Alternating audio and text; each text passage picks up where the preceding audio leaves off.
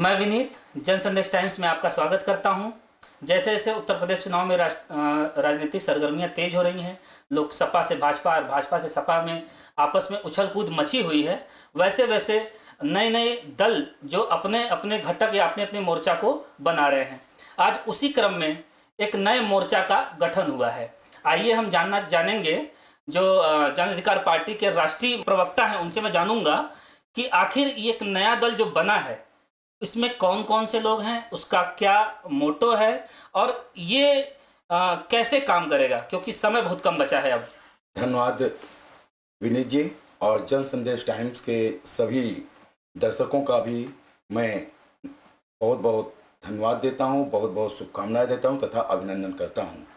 जैसा कि आपने कहा कि वर्तमान में ऐसे परिदृश्य बन रहे हैं कि नए नए घटक या नए नए दल एक गठजोड़ कर रहे हैं, तो निश्चित है आज लोगों को ये देखा जा रहा है कि एक समान विचारधारा के लोग एक मंच पर आकर ये वर्तमान में जो भारतीय जनता पार्टी की सरकार है, जो शोषित वंचित कमजोर और अल्पसंख्यकों के हक अधिकारों को छीनने का प्रयास करी और छीन रही है, उनसे ऐसी पार्टी को हटाने के लिए आज एक भागीदारी परिवर्तन मोर्चा का गठन हुआ है, जिसके संयोजक जन अधिकार पार्टी के राष्ट्रीय अध्यक्ष माननीय बाबू सिंह कुशवाहा जी हैं और माननीय उवैसी साहब तथा माननीय वामन मेश्राम जी तथा माननीय कश्यप जी और कमलेश चौहान जी मिलकर इस का भागीदारी परिवर्तन मोर्चे का गठन किए हैं और उन लोगों को भी आमंत्रित किए हैं जो इस समान विचारधारा के लोग जो आज इस भागीदारी परिवर्तन मोर्चे में आए हुए हैं, और ऐसे विचारधारा के लोग भी यदि आते हैं तो उनका भी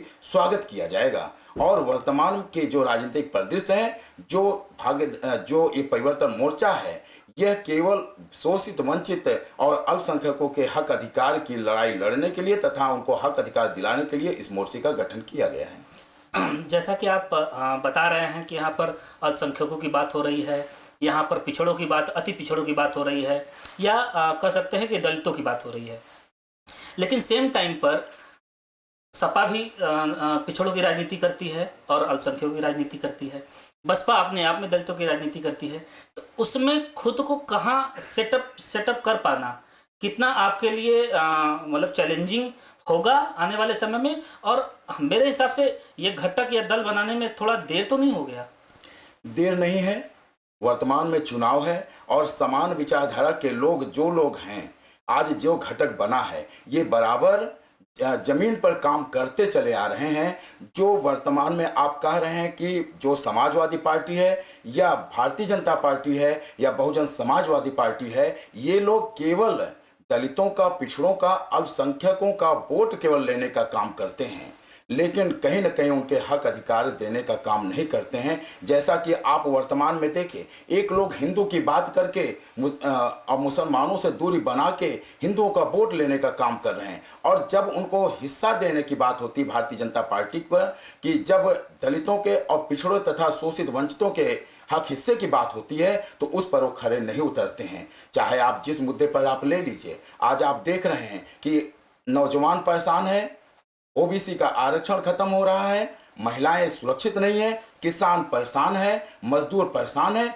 ऐसे लोग आज सड़क पर हैं, लड़ाई लड़ रहे हैं और भारतीय जनता पार्टी से ये लगातार मांग करते आ रहे हैं, और जन अधिकार पार्टी तो लगातार उस मुद्दे को लगातार जमीन पर काम की है और उनके हक अधिकारों के लिए लड़ाई लड़ती चली आ रही है। इसी तरह श्री वामन मेश्राम जी वो लगातार शोषित वंचितों की लड़ाई, शोषित वंचितों के हक अधिकारों की लड़ाई लड़ते चले आ रहे हैं। और जहां तक ओवैसी साहब का है, वो भी जो अक़लियत के लोग हैं, जो कमज़ोर तबका है, उनकी बात वो लगातार करते चले आए हैं। तो ये समान विचार के लोग आज एक भागीदारी परिवर्तन मोर्चे के माध्यम से इस उत्तर प्रदेश में जो आगामी चुनाव है उसमें इस मोर्चे का गठन करके भारतीय जनता पार्टी को सत्ता से बेदखल करने के लिए ये तैयार हुए हैं। ये तो ठीक है। अभी हमने पिछला ही चुनाव बिहार का देखा है, आपने भी देखा होगा कि वहाँ पर AIMIM एक छोटे छोटे दलों के गठबंधन से वो कहीं न कहीं अपोजिशन, मतलब बीजेपी को न हराते हुए अपोजिशन को रोकने का ही काम कर दिया उसने। तो ऐसा तो हो कि आप पता चला कि बीजेपी को रोकने आए थे और बीजेपी ही इस चक्कर में आ जाए। ये तो सोच की बात है। हम किसी को रोकने नहीं आए हैं, हमारा मकसद है जो शोषित वंचित तबका है उसके हक अधिकारों की लड़ाई लड़ना, और हम सत्ता में आते हैं तो उनके हक अधिकारों की बात करेंगे, उनके हक अधिकार दिलाएंगे। हम किसी को ना तो हराने आए हैं ना जिताने आए हैं। और जहाँ तक ये कहा जाता है, बिहार की बात कर रहे हैं, हम यदि अपने अधिकारों की लड़ाई नहीं लड़ेंगे तो कौन लड़ेगा?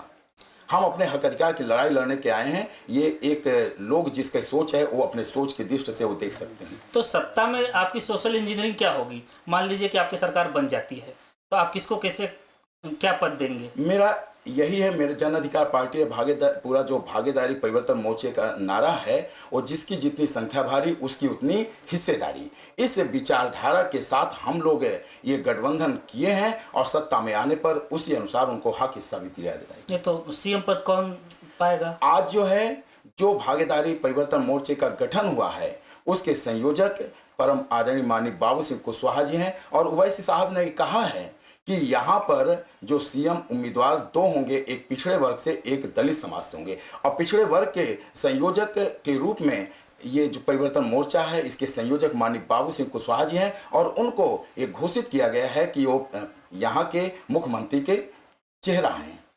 तो अभी तक टिकटों का क्या है? जैसे पहले फेज के टिकट तो कई जगह बढ़ चुके हैं, तो क्या अभी पहले फेज में, अब समय ही बहुत कम बचा है, तो क्या पहले फेज का टिकट आप लोग देंगे या कैसे देंगे?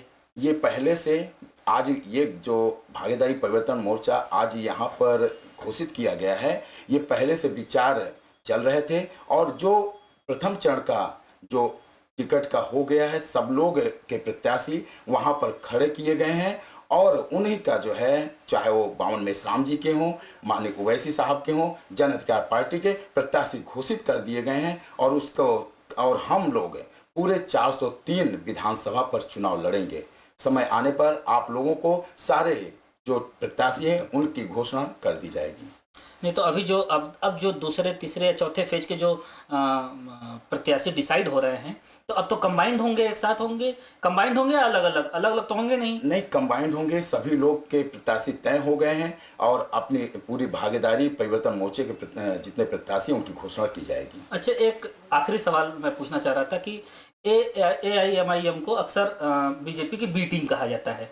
मतलब ये सभी हलकों में भी बातें होती हैं, लोग गपशप भी करते हैं और सोशल मीडिया पर भी चलता है। इसके बारे में आपको क्या कहना है? ऐसा है, जब जिसके नुकसान होता है तो कहीं ना कहीं वह लोगों के बीच में ऐसी बातें कहना चालू कर देते हैं कि यह किसी की बी टीम है। लेकिन आप देखिए, आज चाहे ओवैसी साहब हों या जन अधिकार पार्टी हो या बावन मेश्राम जी हों, सभी लोग एक शोषित जो वंचित तबका है, अल्पसंख्यक तबका है, उसकी लड़ाई लड़ रहे हैं, और अपने हक अधिकार की लड़ाई लड़ने जिसका नुकसान होता है तो कहने लगता है कि ये दूसरे की मदद कर रहे हैं। लेकिन ऐसी कोई बात नहीं है। सभी जो है अपने लिए लड़ रहे हैं, अपने पूरे जो है कमजोर तबके की लड़ाई लड़ रहे हैं। ये लोगों का नजरिया है सोचने का और कहने का, लेकिन कहीं ये बी टीम किसी की नहीं है। चलिए, बहुत बहुत धन्यवाद, आप आए और अपनी बातें रखें। बहुत बहुत धन्यवाद।